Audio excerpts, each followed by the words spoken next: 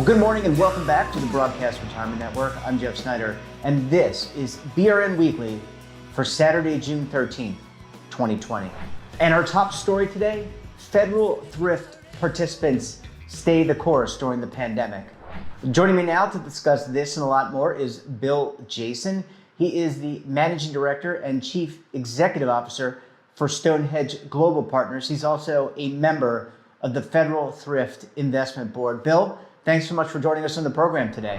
My pleasure, Jeff. Happy to be with you. I hope you and your family are doing well. I hope everyone where you are is doing well. I hope you're enjoying maybe getting out a little bit. So let's jump right in. You sit on the Federal Thrift Investment Board. That is the largest retirement plan, to my knowledge, in the world, at least defined contribution plan.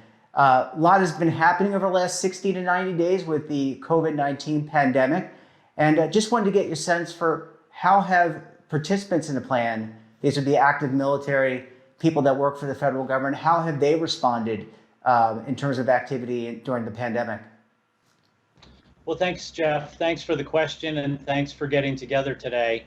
First and foremost, my heart goes out and my very best wishes to all of those who have been affected by the virus, along with the social unrest. It's a very difficult time in our history, and have every expectation that we will manage through it as a country, pulling together with the appropriate leadership and mindset. So thanks for allowing me to join you today. It's a pleasure.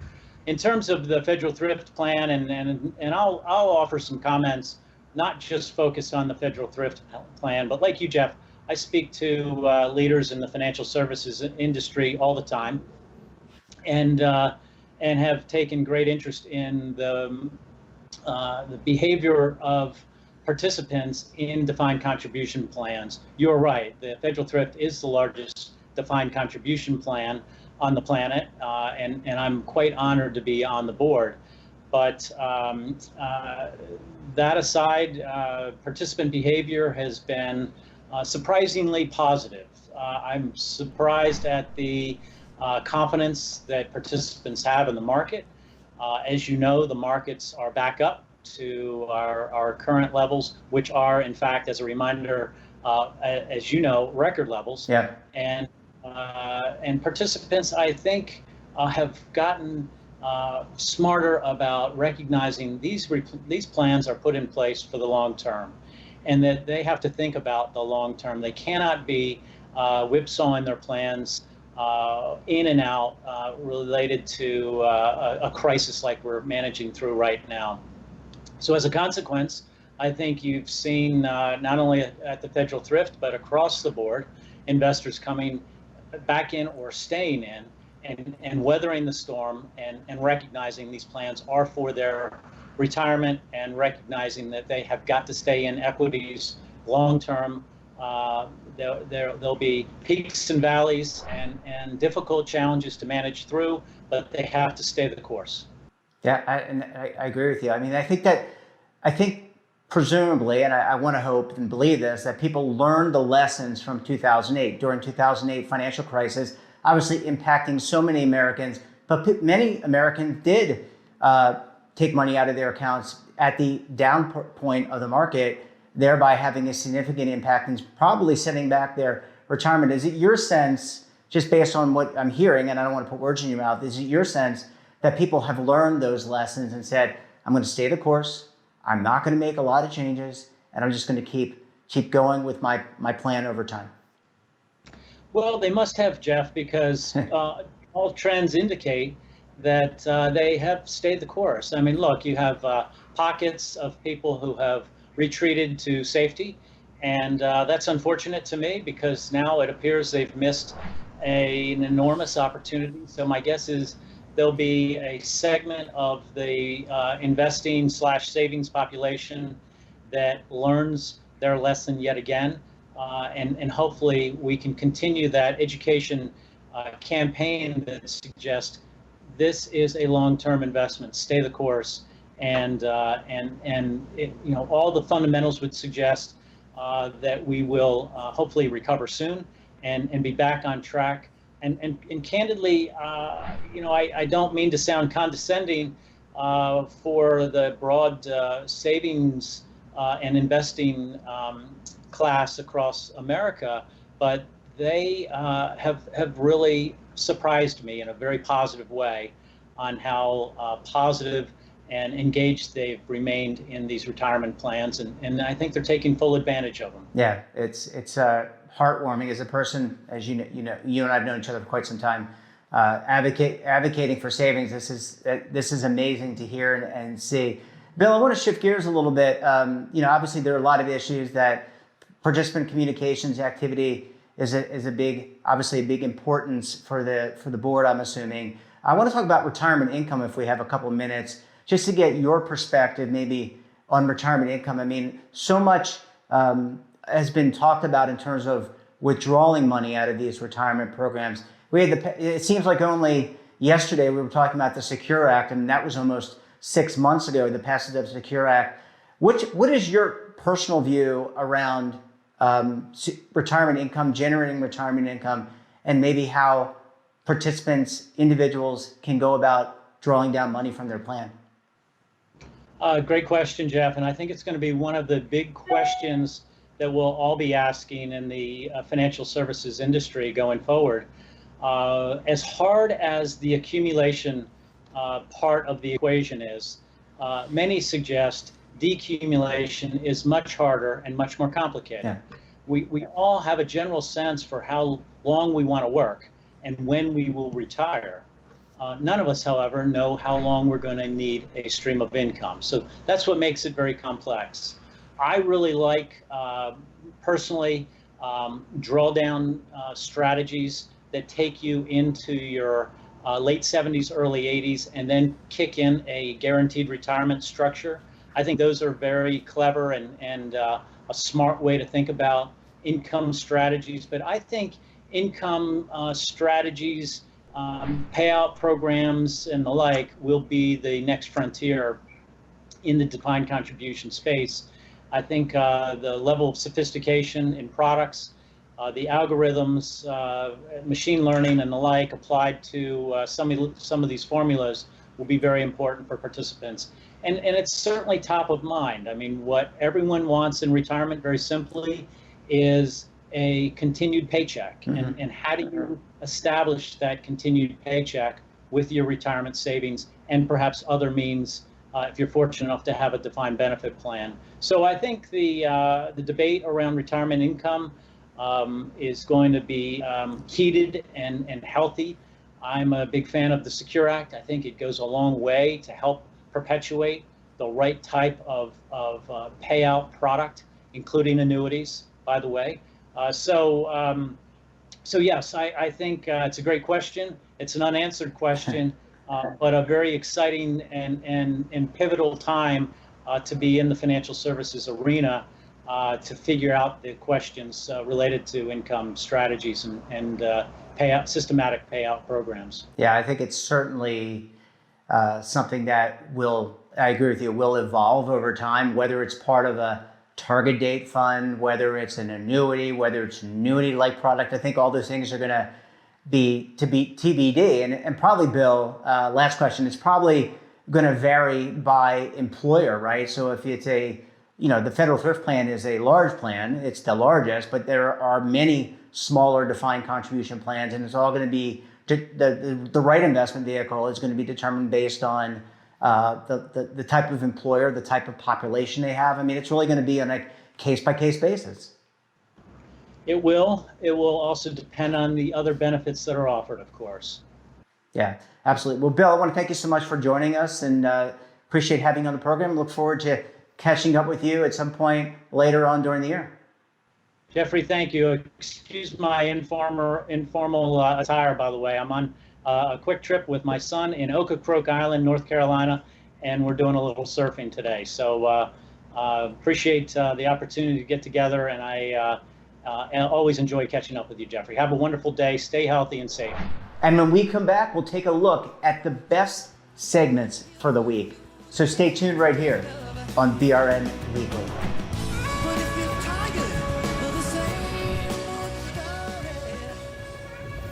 Imagine a new television network that will make you richer, healthier, and in control of your financial future.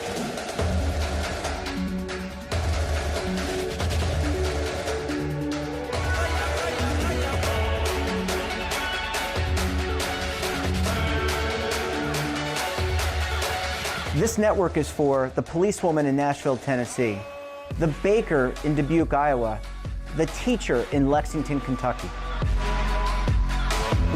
We want to make the idea of savings and retirement culturally relevant. But what do you see as a defining issue of the midterms? Especially for the smaller businesses. I mean, they are the lifeblood of the American economy.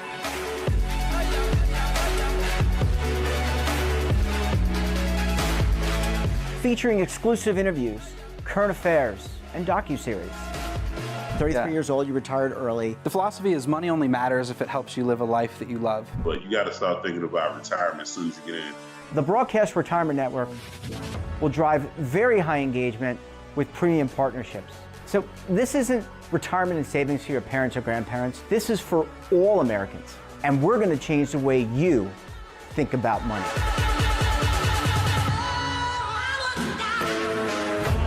Welcome to the next frontier of retirement and savings.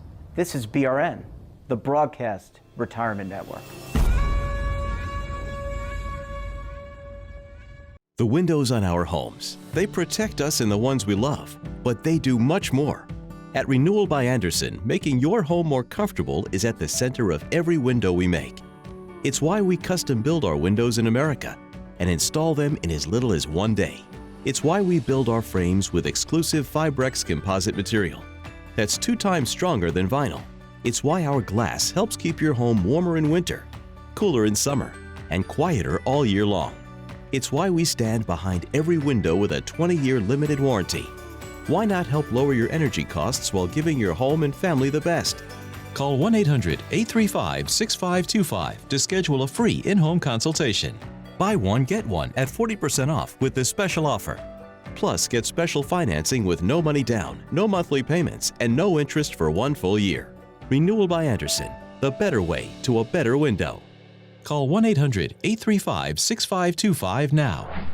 Welcome back. On Monday, I sat down with Curry Printing's Paula Fargo to discuss some difficulties she had accessing the Paycheck Protection Program. Let's take a look. I'm trying hard to remember a more stressful time in my life, and I can't do it. I was even audited by the IRS after I owned my business for a year. I was like 28 years old, and even that wasn't more stressful than this. I bet. At that point, no one knew anything. No one knew that there was going to be another release of funds. No one knew that you could go to a bank other than your own bank. All the guidance was banks are only giving money to companies that they have a relationship with. So I'm stuck with this unresponsive bank, and I would call, email every day, nothing, and now I'm thinking about my competitors. What if they're getting hundreds of thousands of dollars and I'm into my own pocket? Or what if I didn't have a pocket? Sure. How right is that? It's not right. And I was just having sleepless nights. Yeah, I bet. And so how did you respond to this roadblock? I finally got an email at 2 a.m. from pnccares.com, which I find quite ironic, and they said, you didn't upload your payroll information. I'm like, I did, but whatever, I'll do it again, that's fine. So I uploaded it again, and they said, don't ask any questions on this email, just send the information. Okay. So they sent an email back and said, can't you send your payroll company report? I'm like, how can I respond to that if I'm not allowed to say anything? But I said, I don't have a payroll company. Never heard back from them, never heard one more peep. And at 11 o'clock that morning, the funds ran out. So there I was, no money, no hope of, of getting funds. It was done. The money was gone. And that was a pretty debilitating moment. I immediately started writing letters to my states, to my state's senators in the Senate about a second round. And I did get responses from them, which was great. I mean, obviously not from them, from their staffers, but, and eventually they did say there was going to be another PPP.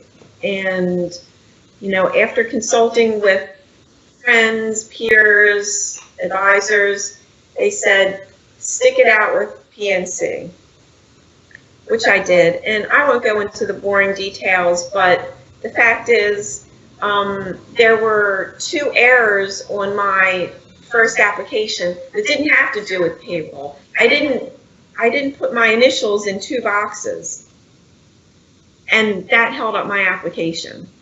Yeah. So then I was told my application was uploaded with 55,000 other applications, so you should be good. Again, days went by. In the second round of funding, nothing from PNC. The portal never changed other than your application is uploaded. Right.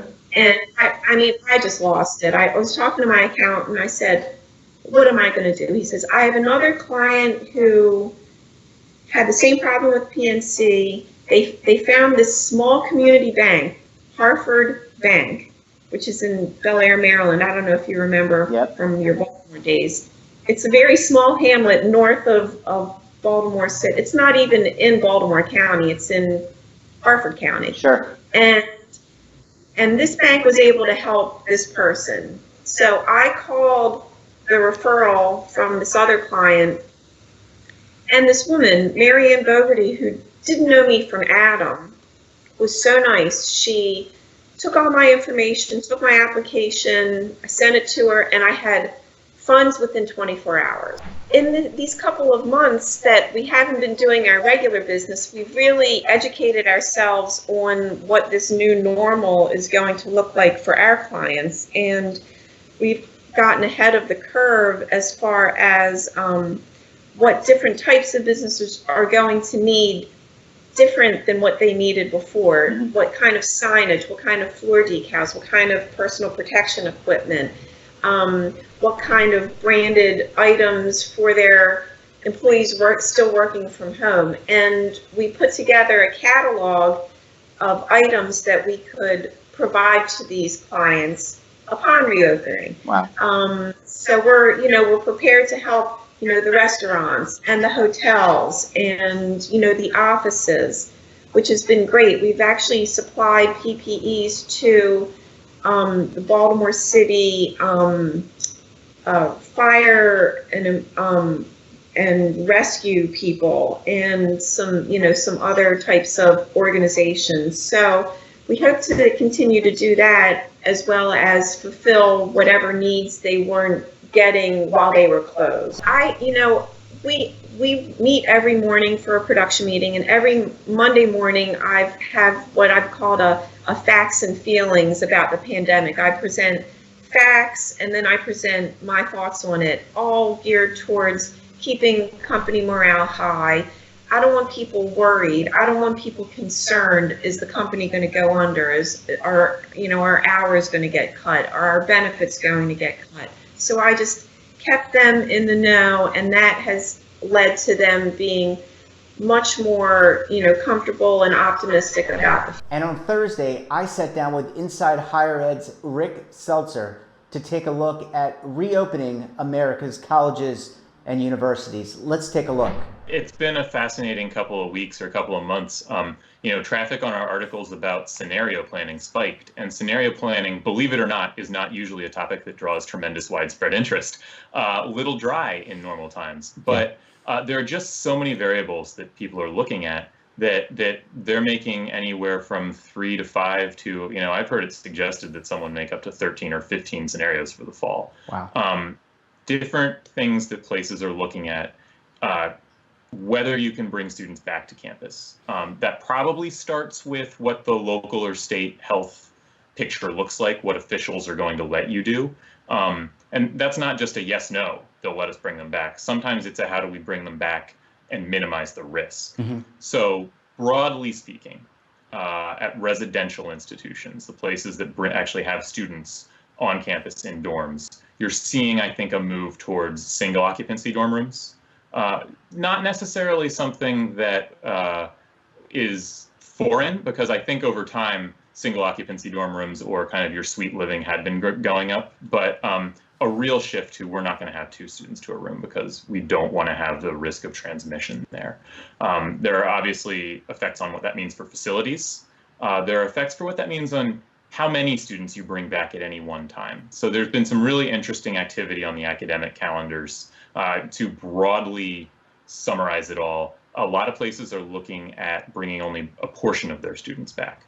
Now, maybe that means, like Stanford yesterday said, we're going to have I think it's 2/3 of our students, or we're going to shoot for 2/3 of our undergraduates to be back at any one time.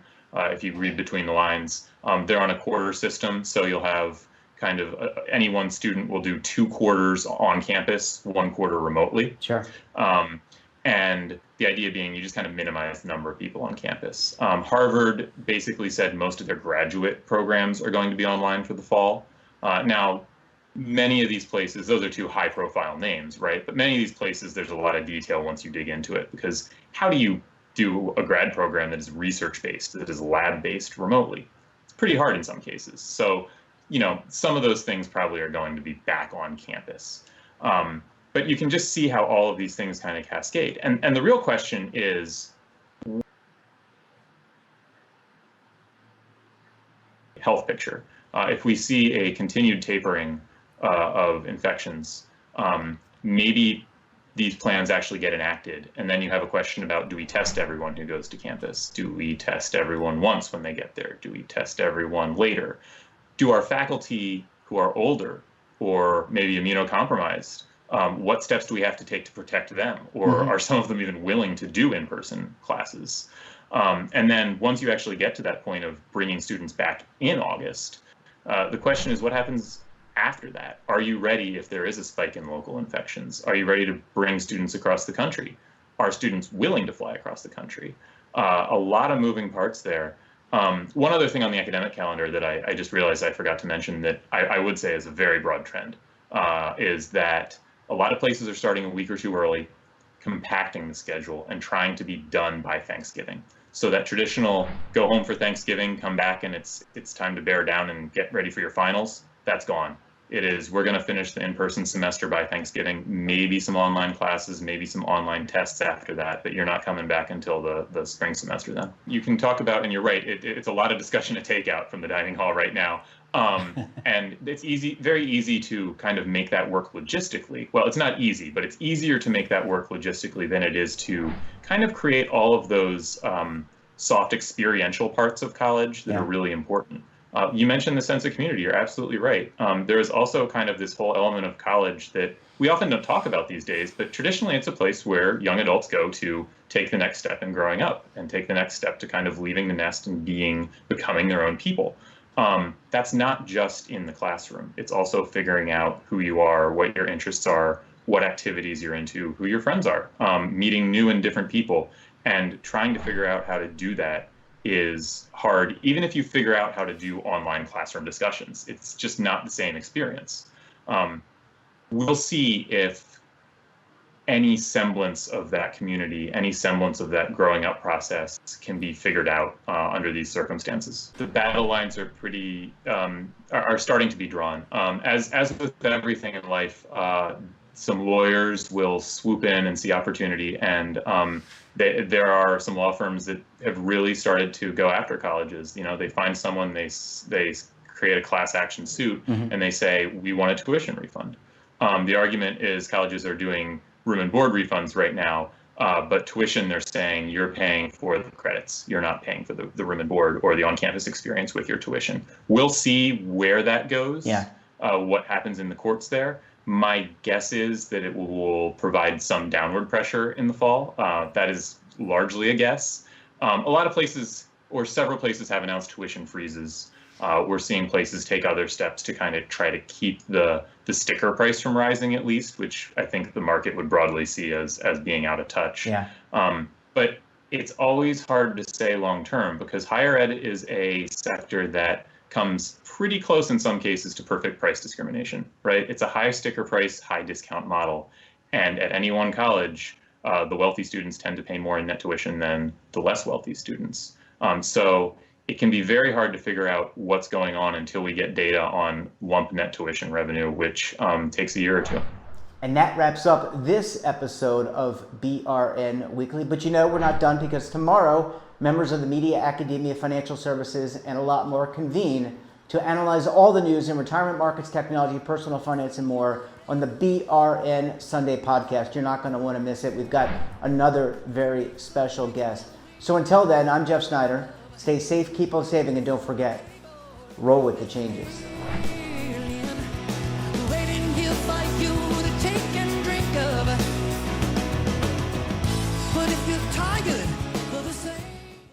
Attention! The Centers for Medicare and Medicaid Services has officially authorized new benefits that Medicare Advantage plans may include. To get the benefits you deserve, you can call the Medicare Coverage Helpline. Hi, I'm Joe Namath. If you're on Medicare, this is important information. I called the Medicare Coverage Helpline and they instantly looked up my coverage. In this one simple call, they offered to enroll me in a plan that includes rides to medical appointments, private home aides, doctors and nurses' visits by telephone, and even home-delivered meals. The plan also includes dental, vision, hearing, and prescription drug coverage, all at no additional cost. Don't delay.